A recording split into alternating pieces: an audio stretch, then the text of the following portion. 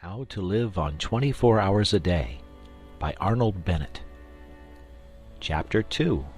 The Desire to Exceed One's Program.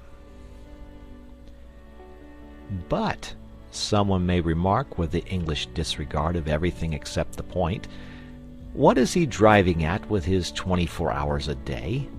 I have no difficulty in living on 24 hours a day.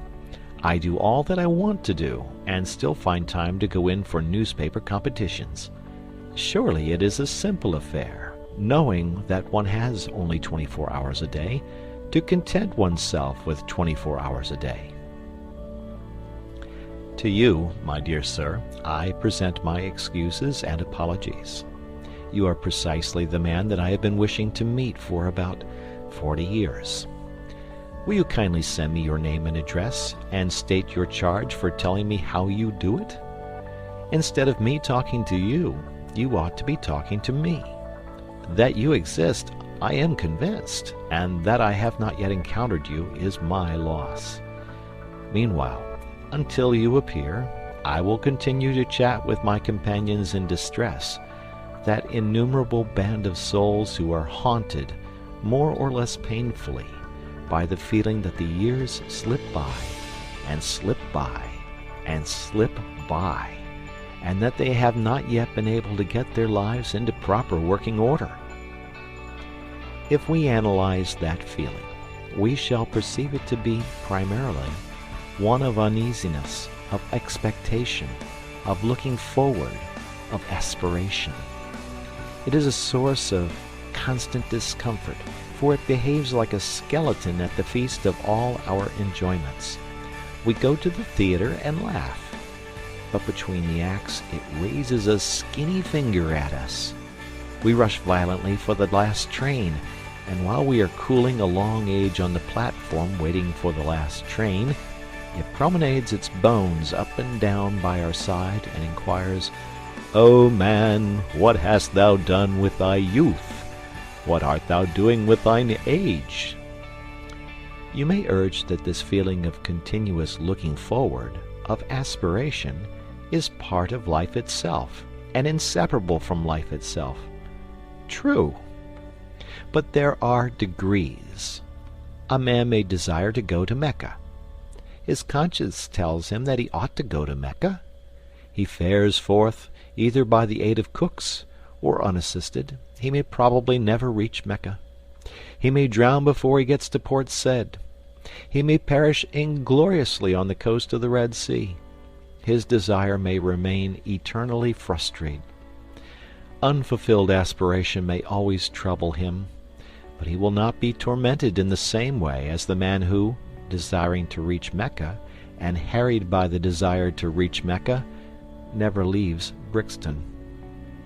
It is something to have left Brixton. Most of us have not left Brixton. We have not even taken a cab to Ludgate Circus and inquired from cooks the price of a conducted tour. And our excuse to ourselves is that there are only 24 hours in the day. If we further analyze our vague, uneasy aspiration, we shall, I think, see that it springs from a fixed idea that we ought to do something in addition to those things which we are loyally and morally obliged to do.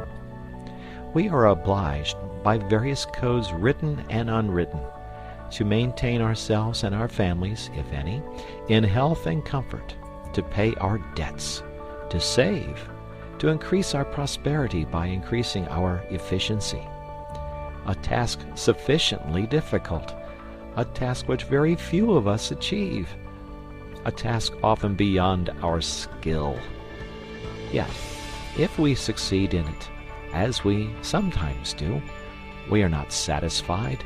The skeleton is still with us. And even when we realize that the task is beyond our skill, that our powers cannot cope with it, we feel that we should be less discontented if we gave to our powers, already overtaxed, something still further to do. And such is indeed the fact. The wish to accomplish something outside their formal program is common to all men who in the course of evolution have risen past a certain level. Until an effort is made to satisfy that wish, the sense of uneasy waiting for something to start which has not started will remain to disturb the peace of the soul. That wish has been called by many names.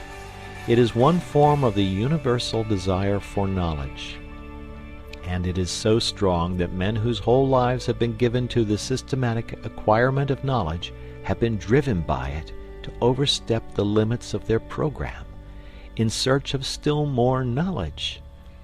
Even Herbert Spencer, in my opinion the greatest mind that ever lived, was often forced by it into agreeable little backwaters of inquiry.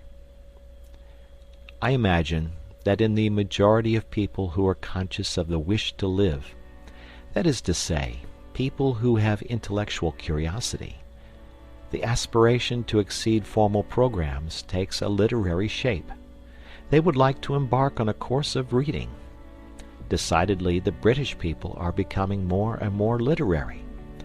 But I would point out that literature by no means comprises the whole field of knowledge, and that the disturbing thirst to improve one's self, to increase one's knowledge, may well be slaked quite apart from literature.